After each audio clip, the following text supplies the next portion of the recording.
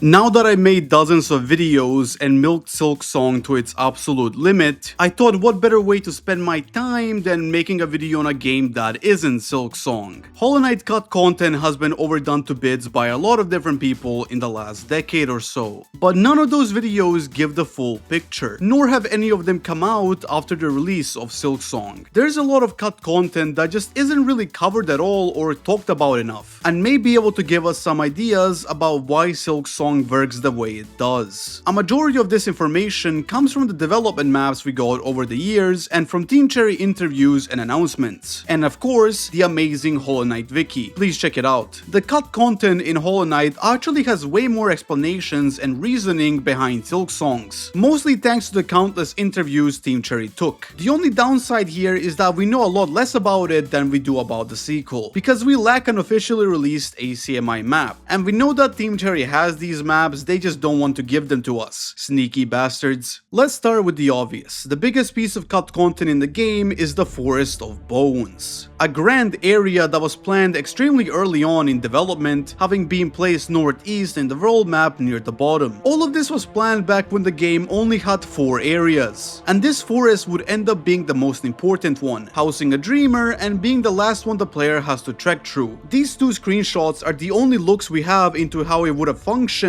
and they are clearly very unfinished. I mean, come on man, what is this asset placement? One thing that really surprises me is that even back then, this area had an obsession with these giant masks. It really bothers me what these things actually are and how they tie into the lore. Team Cherry describes this area as the largest one in the game, featuring one-shot kill lava, what the fuck, torches that the player could light to open up new areas, and a massive chase sequence with a giant bone creature after obtaining the monarch wings. And most importantly, ants. Finally, there was a sub-area known as the Holy Grounds. There isn't much about this one, but it did feature that dreamer mentioned earlier. In this image, we can see the area engulfed in masks, while the enemies seem to be similar to the knight in some way. I have no clue what the lore of this place was, but the dreamer who would be housed here was actually Hera, at the time called Hegemol. Pretty strange. While I've said the forest was at the bottom of the map, originally it was actually near the top, until Ari found it weird that a lava area would be on top of the world. Thank Radiance for that. This map actually shows us exactly how it would have progressed and what oddities it had. It looks like here at the bottom the player would fight a backer boss for a pale ore. It is not known which boss this would have been, but considering the Forest of Bones had red ant enemies, it may have been Hunter Queen Carmelita. This is kind of crazy, especially since her moveset in Silksong would be way too difficult for Hollow Knight. But then again, in the reveal trailer she did seem a lot easier, so maybe she was just ported over from Hollow Knight into Silksong at the time without any modifications to her moveset. There's also this other room in the forest labeled Empress, which may be referring to Carmelita instead. At the top, the player would obtain the Skyward Slash, possibly an older version of this nail art. There was also a meeting with Hornet for some reason, and it is unknown why exactly this meeting was here, but if I had to guess, this may have been the Hornet Sentinel fight back in the day, due to the lack of Kingdom's Edge. The Bone Forest was cut due to it being too big and potentially causing fatigue in player experience, but it did make its way into the franchise in the form of the Marrow, which actually reuses every single asset in its construction, and I find that pretty funny. In a Reddit AMA, Team Cherry expressed that this area would have had a whopping 50 unique enemies, but I think that is just a slight bit of exaggeration. The Marrow in Silksong only has 16 unique creatures, which is not nearly enough to justify this number even with the ants involved, and we know many of the ants were designed specifically for Silksong. Hell, the developers even claimed that the enemies weren't actually made for the area. Even if the forest was cut, its legacy lives on in Silksong, despite the ants not actually being used there. The Marrow also lacks this strange yet interesting lava fountain, no clue what this was used for. In addition to the forest, the White Palace is surprisingly an area that went through some pretty major changes throughout development. Originally, it would have been a dungeon found in the real world, not in a dream state like it is today, with royal guards patrolling the area according to this sketch, and even contained some sort of big treasure. These guards were not the King's Mold, as those enemies would only be conceptualized after the axe got the 2 unique bosses of this area, the Dusk Knight and the King's Golem. Nothing is known about the latter, but the Dusk Knight literally had the exact same design as the King's Mold, and would supposedly be fought right at the entrance to the palace. This leads me to believe that this boss is technically still in the game. It is the King's Mold we dream nailed to get inside the palace. As for how it would have worked as a boss, well, imagine imagine just a beefier King's Mold. Lame. Along with these two though, there seemed to be another boss fought in this area. The White Knight, also known as Fierce Dryad. She was described as the guardian of the Queen's Glade, which was at the time a backer area where you would fight all the ancient heroes. Think of something like Elder who, oh god, disgusting. Dryad would engage in a fierce duel against the Knight, and it's a bit of a shame we never got to see her in action. Lastly, and possibly most interestingly, the palace had some sort of survivor which was still alive and kicking in the upper chambers? Could this have been the Pale King for some reason? I don't know. There aren't many actual cut areas from Hollow Knight, but oh man were there a lot of reworks, such as the Fungal Wastes. Originally the wastes were going to be huge, encompassing the largest stretch of the map and combining both Green Path and Fog Canyon within its reach. This was kind of strange, and while I'm sure the area did have a different aesthetic for all of these subregions, I do think it would bore players after a while and create a bit of a pacing problem. The few things we know about this giant area are this weird mushroom guy NPC who only appears in one trailer to supposedly demonstrate how the infection works, and the legendary blundering obelisk enemy. Look at how stupid this guy is. A funny thing about this one is that in an interview, Team Cherry said that the obelisk had no area, despite us seeing it in the trailer within Fungal. I don't know what to think about this, but it's possible Team Cherry just placed him here for the trailer. Something they're very keen on doing in Silksong, I suppose. The area we do see it in also has these weird removed assets. It's just so strange, man. Like, what are these things? As for Green Path, the broken vessel fight would actually take place at the Hornet's current arena, as this would have been how the player obtains the dash. This is a case where older cut content actually works better story-wise, as the vessel constantly dashes in the fight, and it dropping the Mothwing cloak or offering it as a reward after the battle makes so much more sense than a corpse just falling over and letting us pick up the item. But then again, following Hornet to her arena in Green Path is a very cool experience on its own that is very unique to this encounter. I also have no idea where Hornet's first fight could have been, but considering she had way more encounters in the older versions, it could pretty much be anywhere. Also, the Green Beast would be in Green Path 2 at the time, labeled as the Overgrown Beast, which, hey, I guess that's a much better name than the Green Beast. We are not green around here, guys. Finally, we have the Fog Canyon, which was at the time called the Mullion Grotto? Guess we know where Moss Grotto comes from, but like, what? From the little footage we have of this area, it was literally just Fog Canyon, but without the pink aesthetic and the lack of jellyfish enemies. In the Beneath and Beyond trailer, we see that green aesthetic once again, but this is the last known appearance of this concept. I definitely prefer the newer ones so much more, but the reason this place was called Million Grotto was possibly because of mycelium? I don't know, man. I don't know what the developers were cooking up with this. And most interestingly though, in this map we can see a room in the area labeled Cultist. I am just flabbergasted. What's with Team Cherry and cults, man? The Void Cult in Silksong, and now some sort of cult in the Fog Canyon too? There's almost as many cults as there are spires. The City of Tears is one of the most important locations in the entire franchise. But before that, its theme used to be a little bit different, looking like a little dock of sorts. The Tower of Love seems to be missing here, and a lot of the buildings don't actually fit their current positions. The Watcher Knights were at the time known as the Black Knights, and were meant to be actual mini-boss encounters rather than a full-on encounter, with the first one being fought in a building that doesn't seem to exist anymore. I definitely think the way the Watchers were handled is so much better than this, and they would have been a bit boring as a standalone repeated mini-boss. In what looked to be the waterways, there was this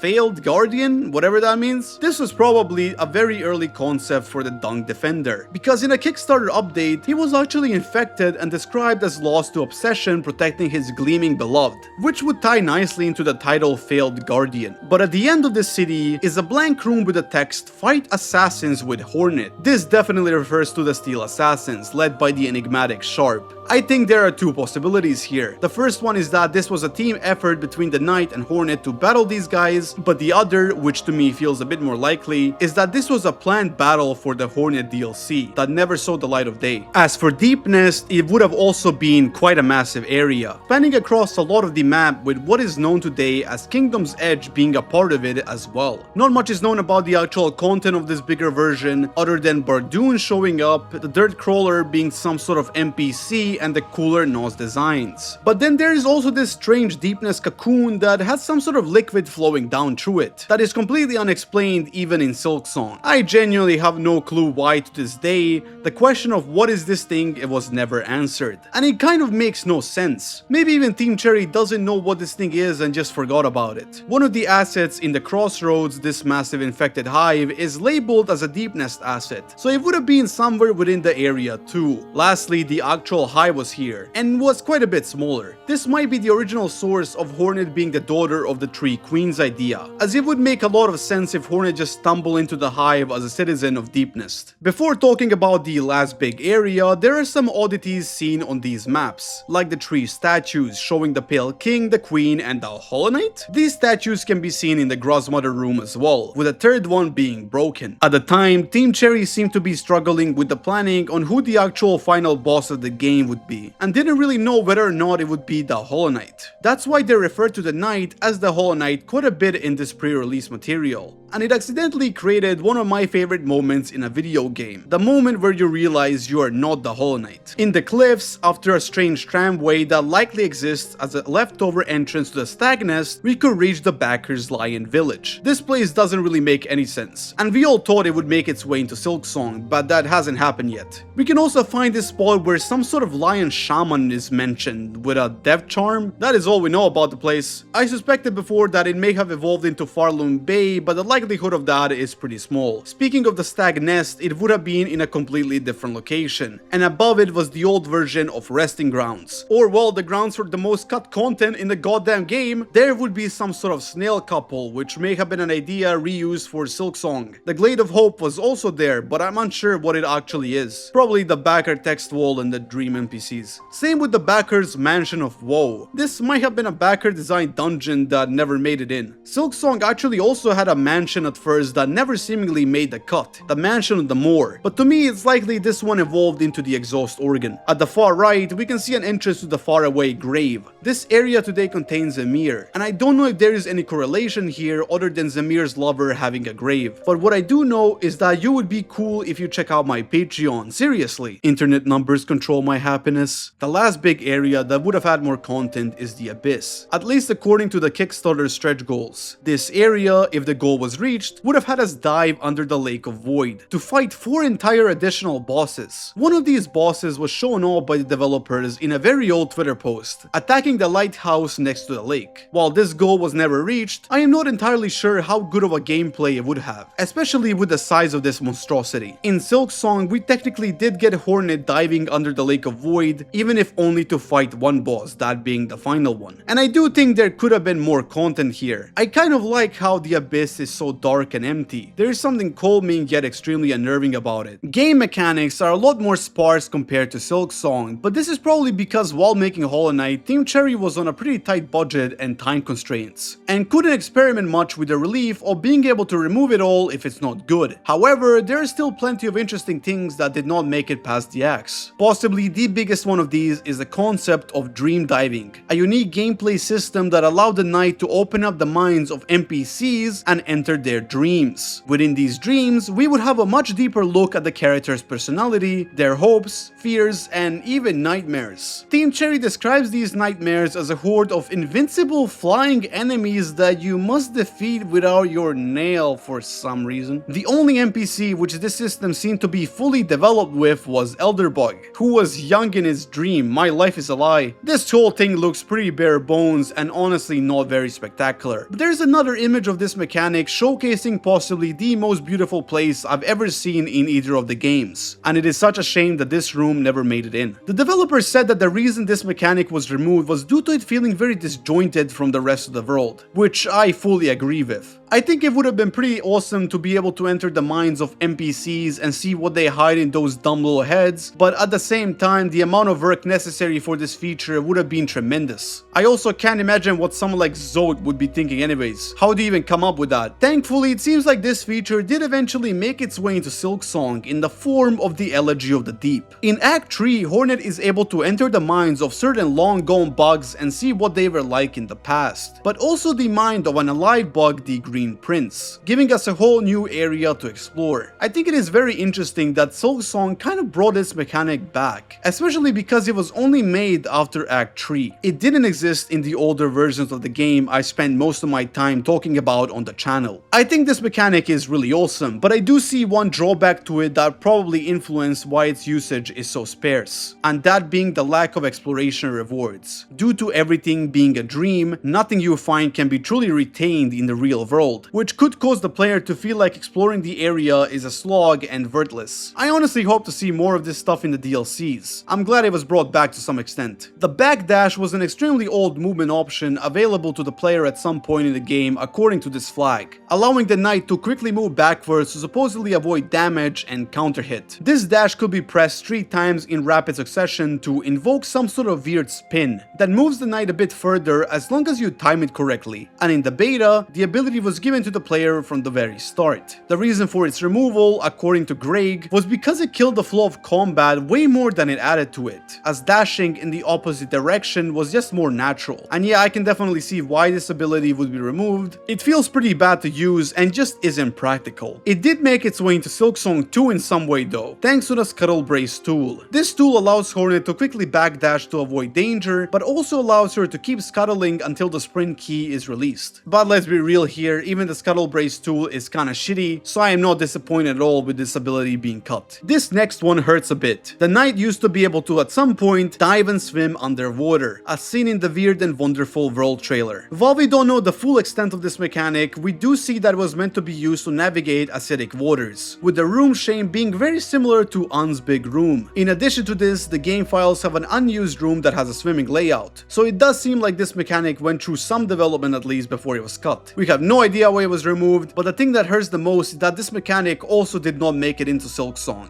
A lot of people think that Sea of Sorrow will likely have Hornet diving underwater to reach new places and explore, but as much as I would love to see that, it is probably not happening, due to the submersible being our means of transportation. That does remain to be seen, however, and I do hope this mechanic finally makes it into a Hollow Knight game. Charms had a way to be quote-unquote glorified, making them stronger than ever before in the Godmaster update. The ability was planned to be reversible and would allow for a bit of a progression system within Godmaster itself. This mechanic was never properly introduced because the developers did not have the time to add it, nor could they balance the difficulty with the introduction of the system. While this feature did not make it into Hollow Knight, I think Silksong has a pretty similar feature in the field of tool upgrades and synergies, which while are probably unrelated, could be a spiritual successor to this mechanic to some extent. Oh yeah, during the Kickstarter there was a stretch goal that was never reached, which would add a third playable character. A lot of people assume this character may have been Zote, but looking at the provided silhouette, it shows a figure more akin to someone like Quirrell. That's all on this topic. Finally, we have reached the enemy section, and while there is not a whole lot of them, some of them can tell us quite a bit of interesting information. The quote-unquote spider mage was meant to be an enemy encountered within Deepnest. At the time, Team Cherry likely did not have the concept of weavers nailed down yet, and this enemy was removed after to create a bit of a better story. The weaver in the den is the only real remnant of it, while the hunter's journal has unused icons in the game files for the enemy, showing signs of infection, which is not at all like how the weaver in the den acts. It's possible that these little spiders found within the left side of Deepnest may have been weavers at some point too,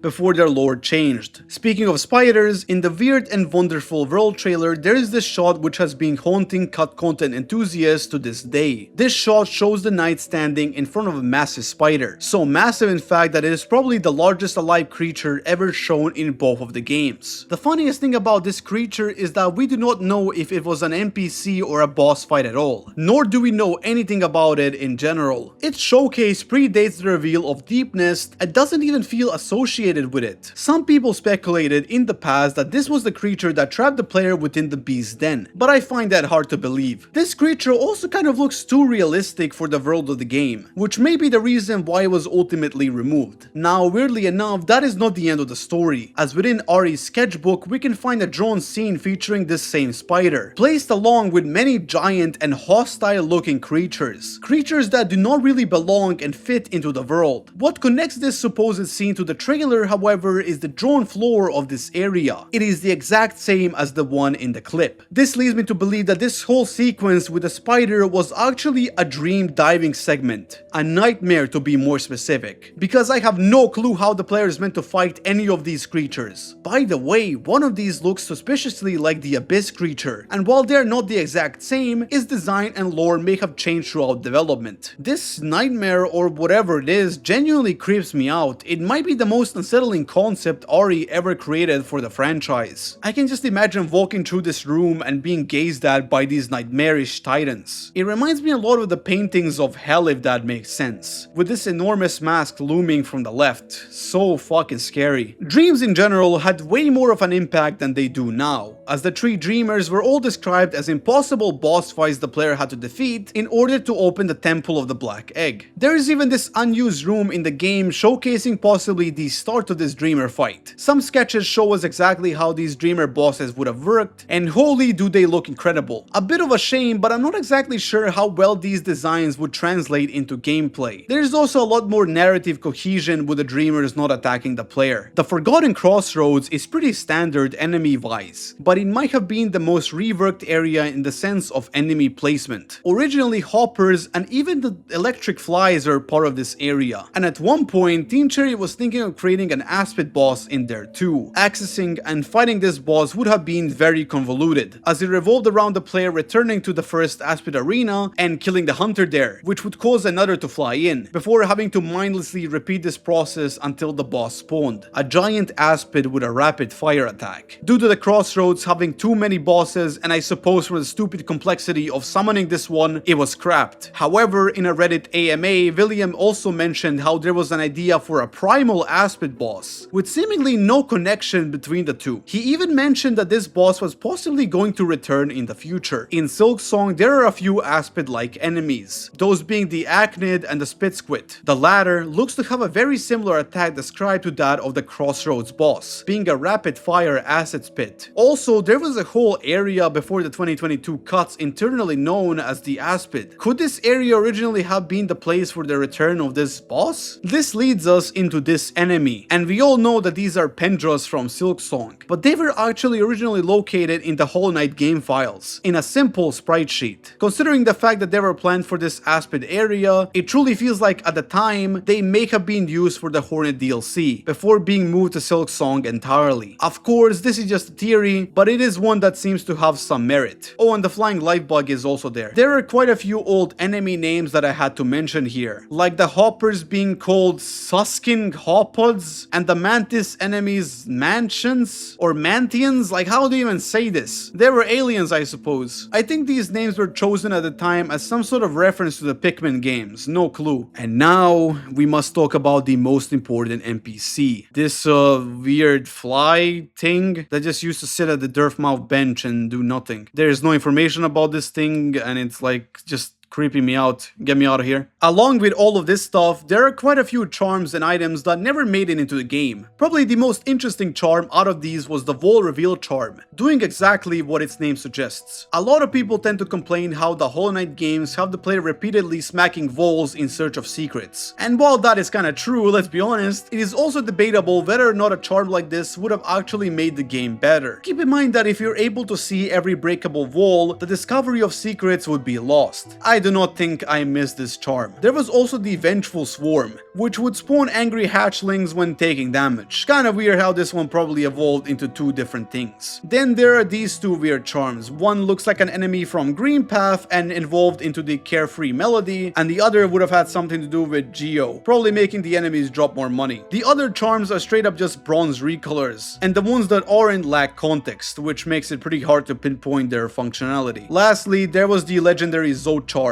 which would make the player die in one hit. Damn it, could have made for some fun challenge runs. Originally, it seems like you could buy some strange items from Sly's shop, selling the White Crystal Ring, Greed Charm, and the Mysterious Key. The first one, aka the ring, might be this strange charge-up ability of the Vengeful Spirit, but that is hard to know. No clue what that Greed Charm was, but it may have had something to do with Geo Drop as well. The key is actually still in the game files, being referred to as the Bathhouse Key for some reason. There was another key labeled Odd Key that used to be for Menderbug's house. Menderbug is an extremely rare enemy that only spawns in the Crossroads, and killing him allows the player to access his house and read his diary. It is just a cool Easter egg, but it looks like originally he would drop the key and you would have to find the house and unlock it. I guess the reason this was changed is because Menderbug is just such a tiny part of the game. The developers wanted the house to feel more hidden instead of something the player would actively be looking for. There is also an unused variant of the Waterways key, which is a simple key now. Silksong has a similar case of this with the cage key used to open up the cage of the Green Prince, which was replaced by a simple key at the end. Funny. For some reason there is also an ink jar, a treasure map, and most notably the Witch's Eye. This last one makes genuinely no sense. The only actual witch that is canonically a witch in these games is Greyroot, I guess, but why would she have to do with Hollow Knight? Before we get into the sketchbook, there are some cut rooms and miscellaneous stuff. I won't spend too long talking about these as they probably just come from earlier stages of development and don't offer any insights. What is interesting, however, is that Silksong had none of these unused rooms, just finished or unused sections of existing rooms out of bounds. I find that pretty peculiar, and it might have been Team Cherry avoiding the same mistake of not removing these rooms with the release of the game. The most notable room out of all of these, and the one that is actually dressed, is Hornet's room. This one seemingly used to exist where the hidden station is now, or well, was planned to be placed after a very long hallway, ending with this room. This could mean that the station was always planned, just not added, and a break of a wall would lead into the room. The room itself is very simple, but the implication here is clear. I guess the vibe I'm getting here is most akin to Red Memory for some reason. I don't know. Then there are also all of these weird and unfinished rooms that need neither introduction nor discussion. The Colosseum of Fools had some sort of trophy the player would obtain, likely by completing the Trial of the Fool.